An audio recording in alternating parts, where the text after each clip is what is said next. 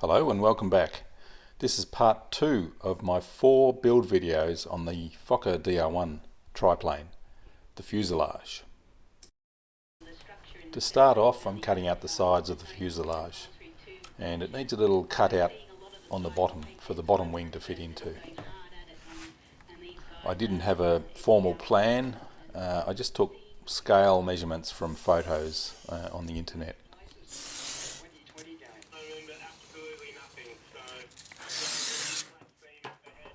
So that's one side done, and I just traced that to make up the other side. Then I join the two sides with bulkheads of the right width.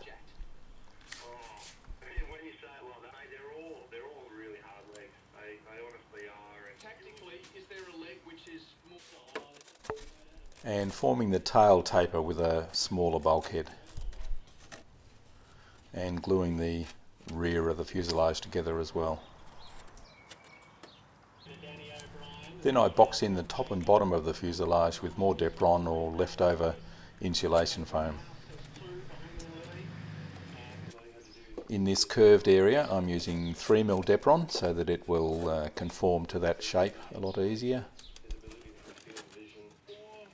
And for the rest of the floor I'm using some leftover XPS insulation foam, which is not quite as strong as Depron, but it's a bit lighter.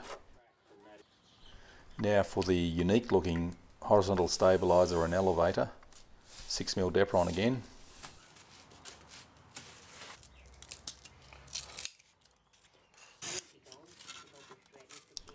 Now I'm cutting out the elevator and creating the 45-degree angle for the hinge line on the horizontal stabiliser section, rather than the thin elevator,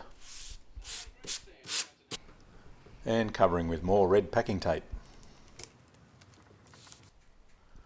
And now it's time to cover the fuselage. There's quite a few corners and curves on this, so it's a little bit more tricky, but just take your time, cut tabs to go around corners, and it works out pretty well.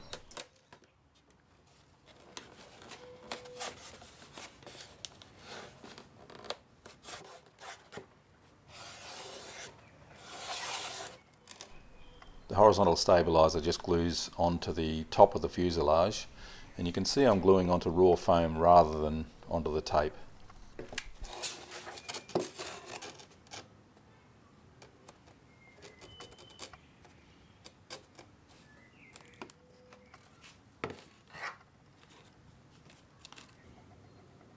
Now I need to bend up some piano wire to strengthen the middle part of the elevator, which is very thin and has no strength.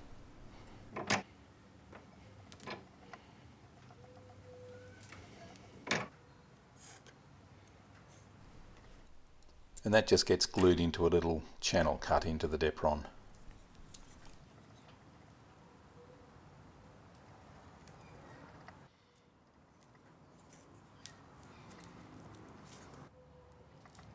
That all gets covered with red tape again, and then Blenderm tape again for the hinge. It helps if you use small pieces of tape to align the elevator and the horizontal stabiliser correctly before you apply the long section of tape.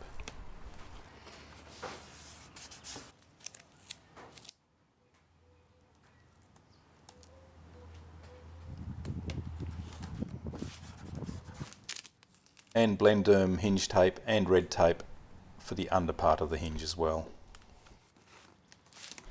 Those bare areas of foam will get covered by red tape later on. I used 3mm ply to reinforce the nose area. This is where the landing gear mounts, underneath the nose. And same for the front of the nose where the motor mounts. And inside the fuselage where the top wing mount bolts pass through. More Depron to box in the top of the fuselage, and more red tape to finish it off.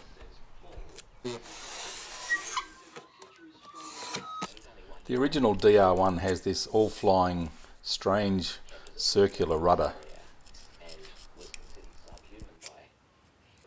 And I started off with that design, but I decided that this tiny hinge down the bottom wasn't going to be strong enough without any other support. So I had to add a supporting fin and go for a conventional hinged rudder.